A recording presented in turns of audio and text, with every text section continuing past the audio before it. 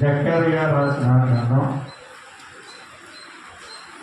12వ అధ్యాయము 10వ వచనం. జకర్యా 12:10. దావీదు సంతతి వారి మీదను యెరూషలేము నివాసుల మీదను కరుణ నొందించుచు ఆత్మను విజ్ఞాపన చేయు ఆత్మను కుమ్మరింపగా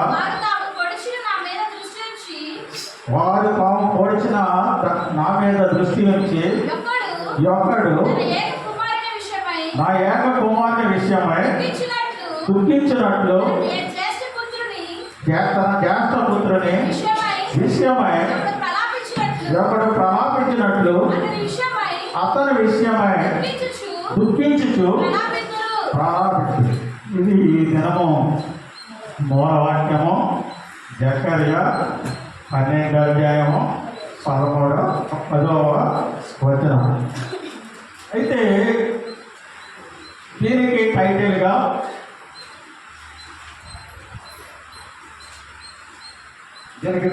మనం ఏం చేస్తున్నాం అంటే విజ్ఞాపన అభిషేకము. విజ్ఞాపన అభిషేకం అనే దీనికి టాపిక్గా మనం ఎంచుకున్నాం. అది ఇప్పుడు మాట్లాడుకుందాం. అయితే గతంలో ప్రవచన అభిషేకము, రాజుల అభిషేకము, అగ్ని అభిషేకము అనే గత 3 సార్లు 3 వారాల్లో 3 అభిషేకముల గురించి, ప్రవచన అభిషేకము, రాజుల అభిషేకము, అగ్ని అభిషేకం గురించి మాట్లాడుకున్నాం. ఈ వారం విజ్ఞాపన అభిషేకం గురించి మనం మాట్లాడుకున్నాం. అయితే జకర్యా రాసిన గ్రంథము 12వ అధ్యాయము 10వ వచనం ప్రకారం మనం చదువుకున్నాం. అయితే ఈ జకర్యా అనే గ్రంథం రాసిన గ్రంథకర్త జకర్యా. అయితే బైబిల్లో ఈ జకర్యా అనే వ్యక్తులు ఇంచుమించు 29 మంది జకర్యాలు, బైబిల్ అంతట్లో కలిపి 29 మంది జకర్యాలు ఉన్నారు. అయితే ఈ జకర్యా ఎవరు అంటే 29 మందిలో ఈ జకర్యా ఎవరు అంటే బబులోను చెరలో జన్మించాడు ఇతను. ఇతని తండ్రి పేరు బెరాక్యా. ఇతని తండ్రి చనిపోయిన తర్వాత ఇతను తన తాతగారైన ఇద్దో దగ్గర పెరిగి ఉండవచ్చని గ్రంథం చెబుతున్నది. అయితే ఈ జకర్యా అనే యాజకుడు, ఇతని యాజకుడు, ప్రవక్త అయి ఉన్నాడు. జకర్యా యాజకుడు, అంతేకాకుండా ప్రవక్త అయి ఉన్నాడు. అయితే తన తాత ఇద్దో దగ్గర పెరిగి ఉన్నందున ఇద్దో అనగా నియమిత కాలములో అనియు, ఇద్దో అనగా అర్థము నియమిత కాలంలో అనియు, బెరాక్యా అనగా యెహోవా దీవించును అనియు, బెరాక్యా అనగా యెహోవా దీవించును అనియు, జకర్యా అనగా యెహోవా జ్ఞాపకము చేసుకున్నాను. జకర్యా అనగా యెహోవా జ్ఞాపకము చేసుకునని అర్థంలో కలవు. అయితే ఈ జకర్యా యాజకుడు, ప్రవక్తే కాదు, కవి శ్రేష్ఠుడు కూడా. జకర్యా కవి శ్రేష్ఠుడు కూడా, యాజకుడు ప్రవక్త కాకుండా కవి శ్రేష్ఠుడు కూడా. ఈ జకర్యా గ్రంథంలో 14 అధ్యాయములు ఉన్నాయి. ఈ 14 అధ్యాయములు కూడా 14 అధ్యాయంలో కూడా దర్శనములతో కలిగిన ఈ జకర్యా ఈ 14 వచనంలో 14 అధ్యాయంలో ప్రవచనములతో కూడిన పుస్తకం ఇది. ఎస్సీ తర్వాత క్రీస్తును అనేక కోణములలో చూసినట్టు జకర్యానే. ఎస్ఐ తర్వాత అనేక కోణములలో చూసినట్టు జకర్యా మాత్రమే. జకర్యా ప్రభువును చూసినప్పుడు శిగురుగాను, సేవకుడుగాను, మంచి కాపరిగాను, ఒలివ కొండపైకి రాజుగాను ఇతను జకర్యా చూడటము జరిగింది.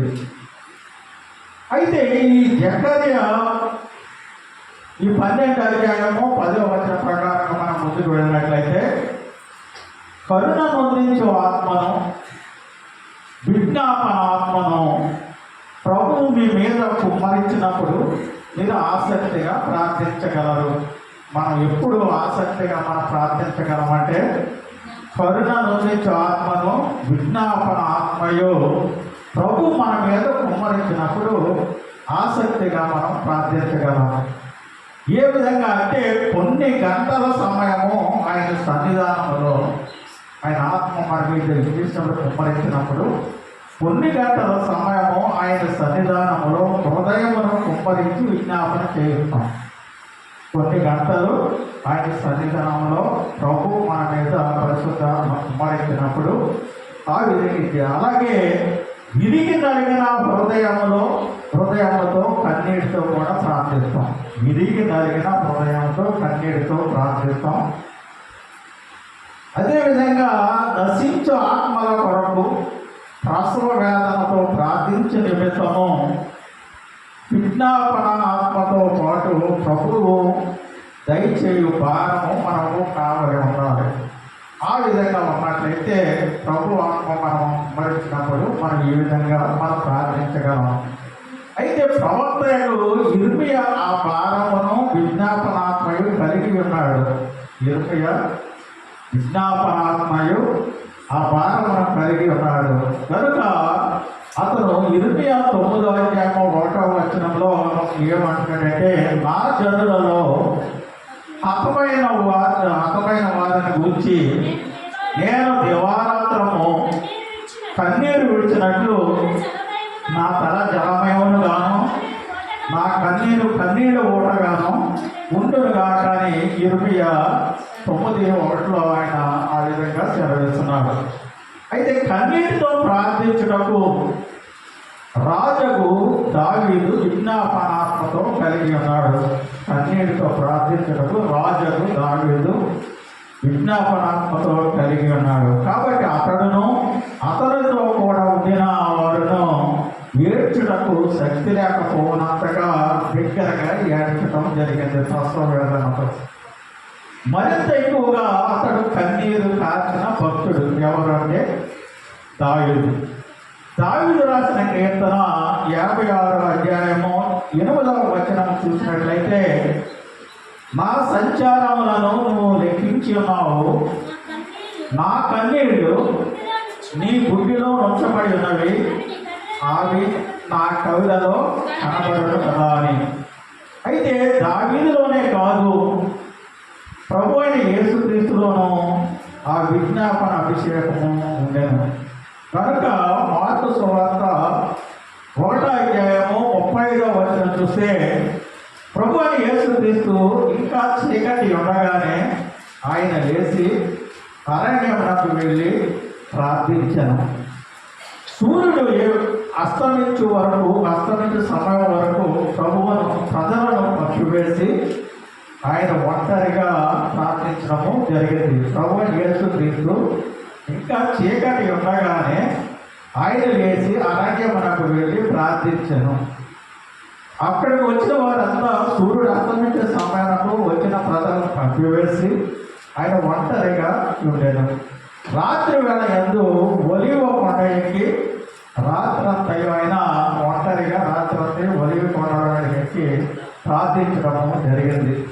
అపోస్తుడైన పౌలు రాసిన హెబ్రీ పత్రిక 5వ అధ్యాయము 7వ వచనంలో చూస్తే శరీరధారి ఉన్న దినములలో మహారోదనతోనూ కన్నీళ్లతోనూ తను మరణము నుండి రక్షింపగల వారికి ప్రార్థనలను యాచనలను సమర్పించను. యేసుక్రీస్తు ఈ లోకంలో ఉన్న రోజుల్లో ఎప్పుడు ప్రార్థన పరుడిగా ఉండటము జరిగింది. అయితే ఒక దినమున పాపాత్ములైన స్త్రీ యేసు పాదముల చెంతకు వచ్చి సాగిలపడింది.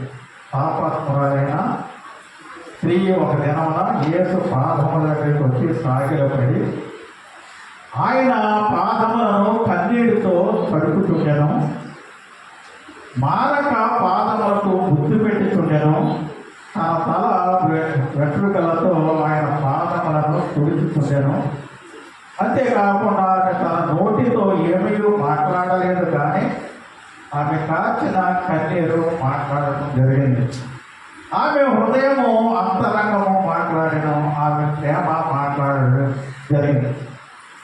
అందుకే అపోస్తలుడైన పౌలు రాసిన రోమ పత్రిక 5వ అధ్యాయము 5వ వచనం చూస్తే, పరిశుద్ధాత్మ ద్వారా దేవుని ప్రేమ మన హృదయంలో కుమ్మరింపబడి ఉన్నది అని.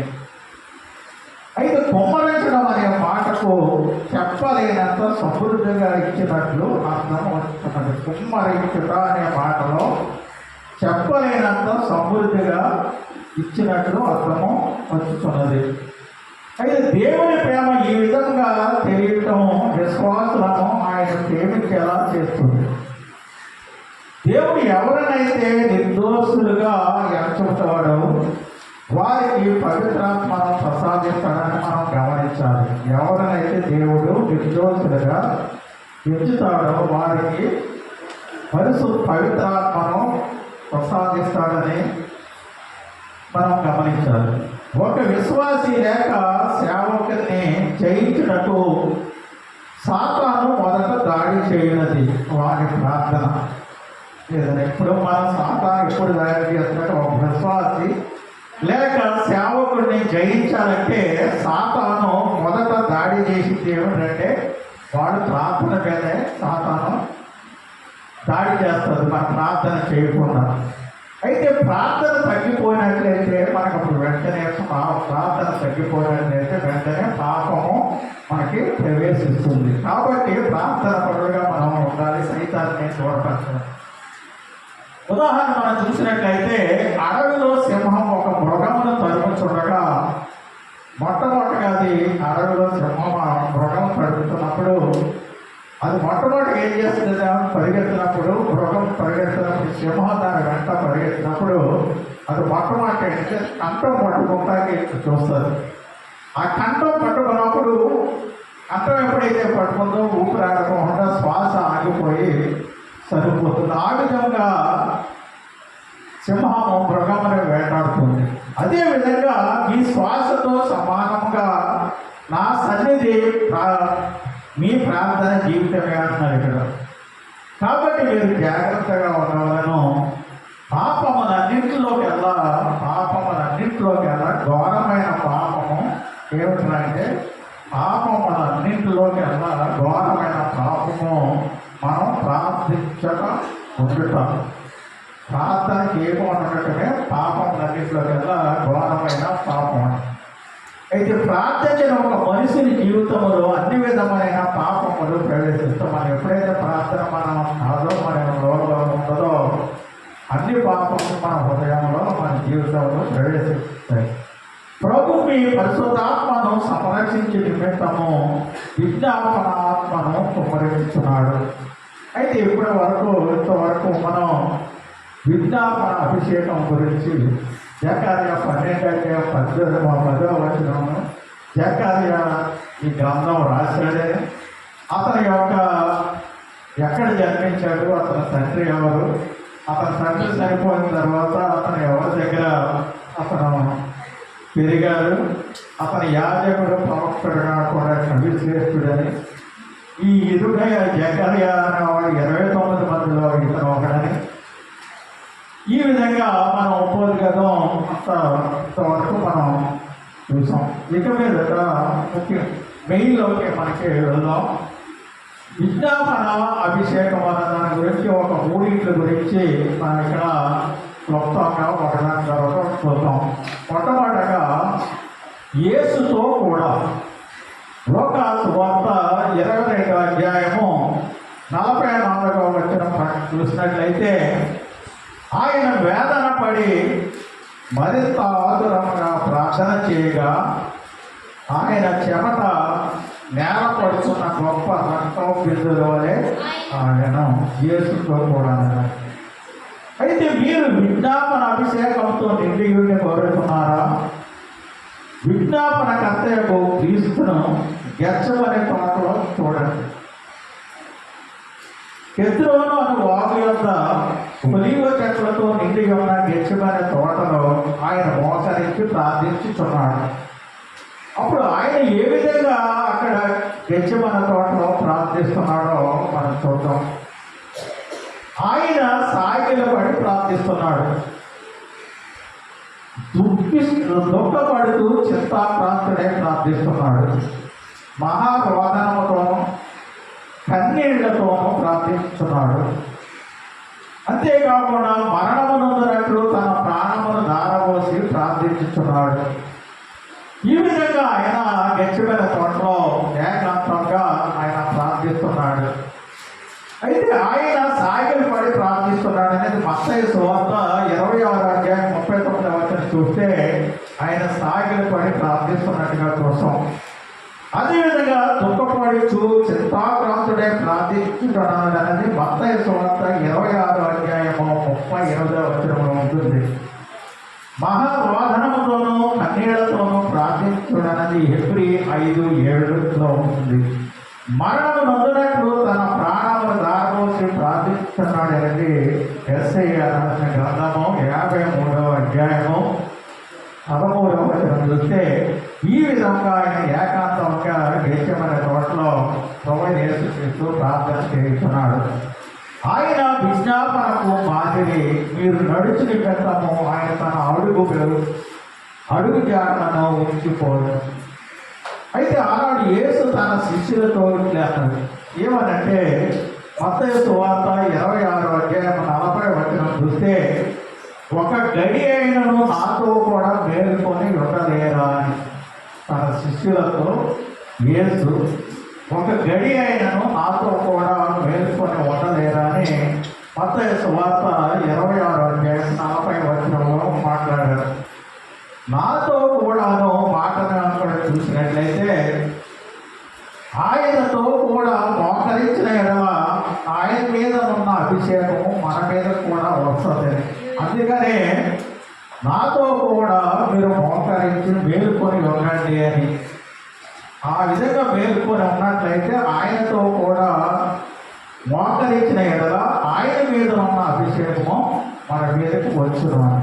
అదేవిధంగా నాతో కూడా ఆయన పిలిచినట్టు బట్టి మనము ఆయనతో కూడా ప్రార్థనలో భాగస్వాములు కావాలని ఆయన కోరుకుంటూ ఉంటున్నాడని మనం గ్రహించాలి.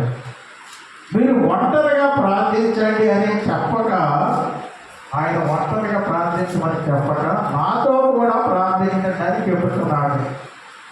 ఆయన ఒంటరిగా ప్రార్థించకుండా నాతో కూడా ప్రార్థించడానికి చెప్పడంలో ఒక విశేషం కూడా ఉంది. ప్రార్థన గదిలో మీరు మోకరించినప్పుడు నాతో కూడా ప్రార్థించటకు రండి అని పిలిచి ప్రభు స్వరము ఈ చెవులలో వారు ప్రోగరించినట్లుగా మనం ఏకాంతంగా ప్రార్థించాలి. వారితో ఈ సమీపంలో ఆయన మోకరించి ఉన్నాడనే భావం మనకు కలిగి ఉండాలి. మనం ప్రార్థించినప్పుడు మన ప్రక్కనే మన ప్రభు యేసుక్రీస్తు కూడా మనతో పాటు వచ్చి ప్రార్థిస్తున్నాడనే విధంగా మనం ప్రార్థించాలి. మీ చేతులను ఆయన చేతులతో కలుపుకొననండి, మీ ప్రాణాత్మ శరీరమును ఆయనతో ఏకాత్మ కానివ్వండి, ఆయన హృదయ స్పందన నిశ్చూర్పుని చెవులో పడనేయండి. అప్పుడు ఆ విధంగా చేసినట్లయితే అప్పుడు ఆయన విజ్ఞాపన స్వరము మీ హృదయంలో మంటలేపుతుంది. ఆ విధంగా చేసినట్లయితే ఆయన విజ్ఞాపన స్వరము మన హృదయంలో మంటలేపుతుంది. ఉదాహరణకు వారల్ రాబర్ట్స్ అనే సేవకుడు ఒక పర్యాయము 40 దినములు ఉపవాసం ఉండి ఆత్మ వరముల కొరకు ఆయన ప్రార్థించలేదు. వారల్ రాబర్ట్స్ అనే సేవకుడు 40 దినములు ఉపవాసం ఉండి ఆత్మల వరం కొరకు ఆయన ప్రార్థించాడు. అయితే అప్పుడు ఈ 40 దినములు ఉపవాసం ఉండి ప్రార్థించే సమయంలో ప్రభు ఆయనకి వారల్ రాబర్ట్స్కి ప్రత్యక్షమై, కుమారుడా, నీవు నాతో కూడా 3 దినములు నా భారములను పంచుకొనిదవా అని వారల్ రాబర్ట్స్ని ప్రభువు అతనికి ప్రత్యక్షమై, కుమారుడా, నీవు నాతో కూడా 3 దినములు నా భారములను మోసేదవా పంచుకొనిదవా అని. అయితే నాతో ప్రార్థించటకు వచ్చేదవా అని అడగటం జరిగింది. అప్పుడు వారల్ రాబర్ట్స్ దానికి అంగీకరించడం జరిగింది. అతడు తన ప్రార్థన గదిలో ప్రవేశించినప్పుడు అది గెచ్చమనే తోట వలె మారడం జరిగింది. అతడు మోకరించి ఆసక్తిగా ప్రార్థించుచున్న ప్రభువును చూసేటప్పుడు అతను మోకరించి అనుదినం ప్రభుని చూడటం జరిగింది. తాను కూడా మోకరించినప్పుడు ప్రపంచమందరి లక్షలాది ప్రజల నిట్టూర్పు, ఆవేదన, కేకలు అతని చెవులో మారుమోగినట్లు ప్రభు అతని చెవులను తెరవడం జరిగింది. నేను ఆయనతో పాటు మోకరించి చేసినప్పుడు ప్రపంచమందరి లక్షలాది ప్రజలు నిట్టూర్పు, ఆవేదన, కేకలు అతని చెవుల్లో మారుమోగినట్లు ప్రభు రాబడిన చెవుల్లో అతని చెవులను తెరిచాడు. అయితే తాను ఎరుగక ఏ ఆత్మల భారమును పొందిన వాడే ఆసక్తిగా ప్రార్థించడం అప్పుడు నేర్చుకున్నాను. అప్పటి నుండి ఆత్మవరములు ఆయనలో జరిగించిన కోణాలు రాబడిలో జరగడం మొదలుపెట్టింది. కాబట్టి ప్రియమైన యేసుక్రీస్తు ప్రార్థించుతుండగా ఆయన చెమట రక్తం బిందువుల వలన పడెను, ఆయన కన్నీరు గార్చిన రక్తము చిందించెను. ప్రభు యేసుక్రీస్తు ప్రార్థించుతుండగా ఆయన చెమట రక్తం బిందువుల వలన పడెను, ఆయన కన్నీరు కార్చెను, రక్తము చిందించనని లోకాసు సువార్త 22వ అధ్యాయం 44లోనూ, ఫిబ్రవరి 5వ అధ్యాయము 7వ వచనంలో ఈ రెండు మాటలు ఉంటాయి. కాబట్టి యేసు మొట్టమొదట రక్తము చిందించిన స్థలము శిలువ మీద కాదు. అది ఎక్కడంటే గెత్సెమనే తోటలో మొట్టమొదట యేసు మొట్టమొదట రక్తము చిందించిన స్థలము శిలువ కాదు, గెత్సెమనే తోట. ఎందుకు ఆ గెత్సెమనే తోట అని చెప్పవలసి వస్తుందంటే శిలువ కాదు కదా ఆయన కాల్చాడు, గెత్సెమనే తోట ఎందుకంటే ఇప్పుడు చూద్దాం. అక్కడనే ప్రభు రక్తము చిందించడకు ఒక కారణం కలదు. అది ఏమిటంటే రక్తము మాట్లాడను, రక్తము విజ్ఞాపన చేయను, రక్తం యొక్క స్వరమును దేవుడు ఆలకిస్తున్నాడు. అయితే మొట్టమొదట కయ్యను తన సోదరుడైన హేబేలును చంపినప్పుడు అతని రక్తము నేల మీద పడిను. మొట్టమొదటి రక్తం ఏది తీసుకుంటున్నాడు. ఇక్కడ కయ్యను తన సహోదరుని హేబేలు చంపినప్పుడు మొట్టమొదటి రక్తము నేల మీద అక్కడ పడటం జరిగింది. అందునిమిత్తమే మొట్టమొదట యేసుక్రీస్తు రక్తం చిందించిన స్థలము శిలువ కాదు, గెత్సెమనే తోటలో అనడం గల కారణం. ఆ రక్తం నుండి వచ్చిన మొర్ర పరలోకమునకు చేరింది. దానిని విని ప్రభువు దిగి రావడం జరిగింది. అయితే ఆదికాండం 4వ అధ్యాయము 10వ వచనం చూసినట్లయితే దేవుడు కయ్యాను ప్రశ్నించాడు. ఏమనగా కయ్యను నువ్వు చేసిన పని ఏమిటి? నీ తమ్ముని రక్తము యొక్క స్వరము నేలలో నుండి నాకు మొరచి పెట్టుతున్నది అని. అయితే ఈ కయ్యను హేబేలు ఏమన్నంటే ఆదాములకు కలిగిన మొదటి సంతానము కయ్యను, రెండవ సంతానము హేబేలు. హేబేలు గొర్రెల కాపరి, కయ్యను భూమిని సేద్యపరచువాడు. అయితే ఇక్కడ కయ్యను తన హేబేలు సోదరుని హేబేలు ఎందుకు చంపాడు అన్నది అది డీటెయిల్గా వెళ్తే తెలుస్తుంది.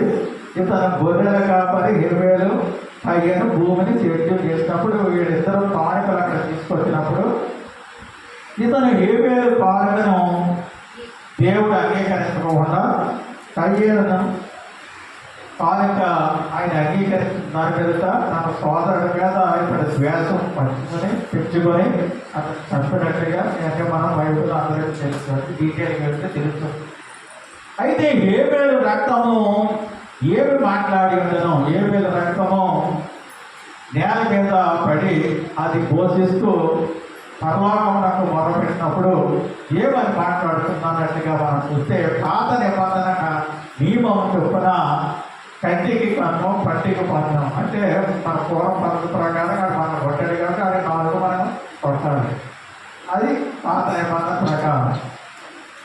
పట్టికి మన రీతిన తన సహోదరు మీద పగ తీర్చుకోవాల్సిన మాట్లాడిండు. కానీ అయితే క్రీస్తు రక్తము నిత్యముగా నాకు మాట్లాడి ఉండలేదు. ఆయన ప్రార్థించుతుండగా నేలపడిన రక్తము బిందువులను మనపక్షమున విజ్ఞాపన చేస్తున్నాడు. ఆయన ఆ విధంగా పట్టికి పన్ను, కంటికి పన్ను చేయాలి, తిరిగి కొట్టాలనేది కాకుండా నేలపడిన రక్తపు బిందువును మనపక్షమున విజ్ఞాపన చేస్తున్నాడు. అదేవిధంగా ఎబ్రీ 12వ అధ్యాయం 24వ వచనం చూస్తే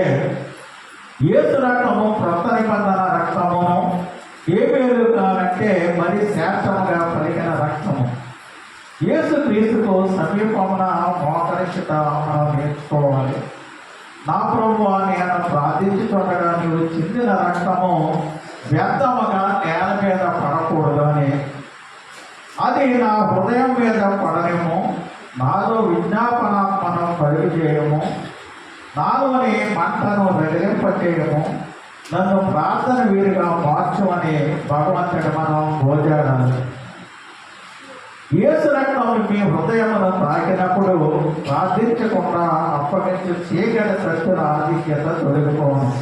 ఎప్పుడైతే మన హృదయమును యేసు రక్తము తాకుతుందో, ప్రార్థించకుండా అడ్డిగించు సైతాన చీకటి శక్తుల ఆధిక్యత ఆటోమేటిక్గా తగ్గిపోతుంది. కటిక చీకటి యొక్క ప్రభావము తరిమివేయబడుతుంది. దేవుని రక్తము, యేసుక్రీస్తు రక్తం మన హృదయానికి తాకినప్పుడు దేవుని ప్రసన్నతను, దేవుని సన్నిధి మన హృదయానికి తెస్తుంది.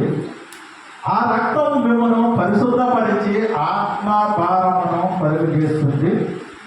విజ్ఞాపన ఆత్మలు దయచేయడం చీలమండల లోతు కాదు, మోకాళ్ళ వరకు కాదు, ఈత వేయవలసినంత లోతులోనికి మనం హృదయంలో వెళ్ళనివ్వాలి. ఇది యేసుతో కూడా అన్నది మొదటిది. రెండవ అభిషేకం ఏమిటంటే పరిశుద్ధాత్మతో కూడా. రెండవది పరిశుద్ధాత్మతో కూడా. రోమరాసిన పత్రిక 8వ అధ్యాయము 26వ వచనం చూస్తే, అటువలే ఆత్మయు మన బలహీనతను చూసి సహాయము చేయించున్నాడు. ఏదైనా మనము యుక్తముగా ఎలాగూ ప్రార్థన చేయవలనో మనకు తెలియదు, కానీ ఉచ్చరింప సఖ్యము కానీ మూలుగులతో ఆత్మ తానే మన పక్షమున విజ్ఞాపన చేయించున్నాడు. ప్రభుని యేసు మనకు ప్రార్థన సహకారి అయి సహవాసి అయి ఉన్నాడు. ఆత్మస్వరూపంగా నుండి ప్రభుతో మనం ఏకంగా కావాలని ఆయన మనల్ని కోరుతున్నాడు. మన బలహీన సమయంలో యందు మనకు సహాయం చేసి యుక్తముగా ప్రార్థించడం ఆయన మనకు తోడ్పడుతున్నాడు. ఆయన కార్య విజ్ఞాపనము చేయించున్నాడు. ఒక రాత్రంతయు యాకోబు దేవునితో పోరాడి ప్రార్థించడం జరిగింది. ఒక రాత్రంతయు యాకోబు దేవునితో పోరాడి ప్రార్థించాడు. అప్పుడు ఆ విధంగా యాకోబు రాత్రంతా దేవుడితో పోరాడి ప్రార్థించినప్పుడు దేవుడిచ్చిన సాక్ష్యము ఏమిటంటే, చివరికి దేవుడిచ్చిన సాక్ష్యం ఏమిటంటే, ఆదికాండం 32వ అధ్యాయము 28వ వచనం ప్రకారము, నీవు దేవునితోనూ మనుషులతోనూ పోరాడి గెలిచితివి, ఇక మీదట నీ పేరు ఇశ్రాయేలు కానీ యాకోబు అనబడదని ఆయన చెప్పడం జరిగింది. యాకోబుని ఇక మీదట నువ్వు నాతో యుద్ధవాడికి గెలిచావు కాబట్టి ఇక మీదట నీ పేరు యాకోబు కాదు, ఇశ్రాయేలు అని అక్కడ చెప్పడం జరిగింది. మనము ప్రార్థించి చూడగా ఆత్మస్వరూపిగా దేవుడు తానే మన పక్షాన విజ్ఞాపన చేస్తున్నాడు. యోధా రాసిన పత్రిక 1వ అధ్యాయము 20వ వచనంలో అపోస్తులైన యోధా అంటున్నాడు, ప్రియులారా, మీరు విశ్వసించు అతి పరిశుద్ధమైన దాని మీద మిమ్మల్ని మీరు పట్టుకొనచ్చు, పరిశుద్ధాత్మలో ప్రార్థన చేయడని రాయిస్తున్నాడు. పరిశుద్ధాత్మలో ప్రార్థించడం ఒక అనుభవం, పరిశుద్ధాత్మ ద్వారా ప్రార్థించడం మరో అనుభవం. పరిశుద్ధాత్మతో ప్రార్థించడం ఒక అనుభవము, పరిశుద్ధాత్మ ద్వారా ప్రార్థించడం మరో అనుభవం. అయితే ఎఫెసీయులకు రాసిన పత్రిక 6వ అధ్యాయము 18వ వచనం చూస్తే అందరి గురించి అపోస్తలుడైన పౌలు అంటున్నాడు, ఆత్మ వలన ప్రతి సమయమునందును ప్రతి విధమైన ప్రార్థన విజ్ఞాపనను చేయించు మెరుగుగా ఉండుడని రాయించున్నాడు. అపోస్తలుడైన పౌలు ఎఫెసీ 6:18లో ఆత్మ వలన ప్రతి విషయమునందును ప్రతి విధమైన ప్రార్థన విజ్ఞాపన చేయించు మెరుగుగా ఉండుడి అని. అయితే డాక్టర్ జాన్లీ జోన్స్ అంటున్నాడు ఏమనంటే, సంగమునకు అత్యవసరమైన వరము అద్భుతములు చేయు వరము కాదు. డాక్టర్ జాన్లీ జోన్స్ ఏమంటాడంటే, సంగమునకు అత్యవసరమైన వరము అద్భుతములు చేయు వరము కాదు, స్వస్థతపరిచే వరము కాదు, ప్రార్థించు కృపావరమే. ప్రార్థించు వరము పొందుకునే ఎడల మిగిలిన వరములు మనము పొందగలుగుతాము అని. ప్రార్థించే వరము మనం పొందుకున్నట్లయితే మిగిలిన వరములన్నీ మనము పొందగలుగుతామని ఇక్కడ సంగమనం గురించి ఇక్కడ డాక్టర్ స్టార్లీ జోన్స్ ఆయన చెప్తున్నాడు. అయితే వరములు అనేవి ఆత్మవరములు, 9 ఆత్మవరములు అంటే అన్య భాషలో మాట్లాడు వరములు. ఆత్మలో నిండి ప్రార్థించుచుండగా భాషల వరము క్రియ చేస్తున్నది. అలాగే ప్రార్థించుచుండగా పరలోక ద్వారములు తెరవబడతాయి. ఆత్మ మీతో కూడా ఏకమవుతున్నాడు. ప్రార్థన భారమును దయచేస్తున్నాడు. ప్రార్థన అంశములను జ్ఞాపకం చేస్తున్నాడు. అంతేకాదు మీ పక్షమున విజ్ఞాపన చేయి మొదలు పెడుతున్నాడు. ఆత్మతో నింపబడిన వారే ప్రార్థించిన కొలది మీరు ఎరుకకే మీ హృదయమును మండుచున్నది. మీరు క్షేమాభివృద్ధి పొందుతున్నారు.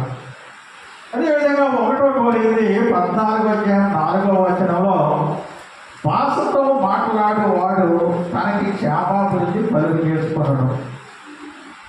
అదేవిధంగా 1 కొరింథీ 14:2 చూస్తే ఎందుకనగా భాషతో మాట్లాడేవాడు మనుషులతో కాదు దేవునితో మాట్లాడుతున్నాడు. అయితే ఆత్మ పొందులై ప్రార్థించటను అలవరుచుకోనండి. ఆత్మ ఏలుబడికి సంపూర్ణంగా సమర్పించుకోనండి. మీ నాలుకలో దేవుని అభిషేకం ఉండనియండి. ఆత్మతో ఏకీభవించి ప్రార్థించిన కొలది దైవచిత్త ప్రకారం మనము ప్రార్థించగలము.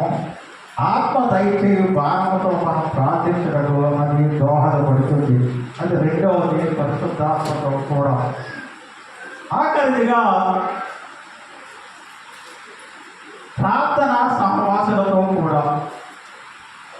దానియేలు రాసిన గ్రంథం 2వ అధ్యాయము 17-18 చూస్తే, అప్పుడు దానియేలు తన ఇంటికి పోయి తన స్నేహితులైన అనన్యాకును, మిషాయేలుకును, అజర్యాకును సంగతి తెలియజేసి తానును తన స్నేహితులను బబులోనులో తగ్గిన జ్ఞానులతో కూడా నశించకుండానట్లు అక్షల యొక్క మర్మమ విషయంలో పరలోకమందున్న దేవుని వలన కటాక్షము పొంది నిమిత్తమై ఆయనను వేడుకొనుడని వారిని హెచ్చరించాను. అయితే మనం జీవిస్తున్న ఈ లోకమందు ప్రభు చాలా మంది ప్రార్థన భాగస్వాములను దయచేసి ఉన్నాడు. ప్రభు కుటుంబం మందు విశ్వాసులైన ప్రార్థన సహవాసులు మనకు కావాలను. కారణం మనం అందరము ఒకే శరీరములను అవయవములై ఉన్నాము కాబట్టి. దానియేలు తన జీవితం మందు ఒక పోరాటమును ఎదుర్కొన్నాడు. అదేమంటే రాజు నెబుకద్నెజరు తనకు వచ్చిన కలను దాని భావమును చెప్పవలననియు, అలాగే చెప్పని ఎడల జ్ఞానులందరినీ సంహరించిననియు ఉత్తర్వులు రాజు జారీ చేయడం జరిగింది. అయితే అందును బట్టి దానియేలు తన ప్రార్థన సహవాసులకు, ఆయన ఒక్కడే కాకుండా తన ప్రార్థన సహవాసులకు అజర్యా, మిషాయేలు, అనన్య అనువారితో కూడా ఏకమై మోకరించి ప్రార్థించడం మొదలుపెట్టాడు.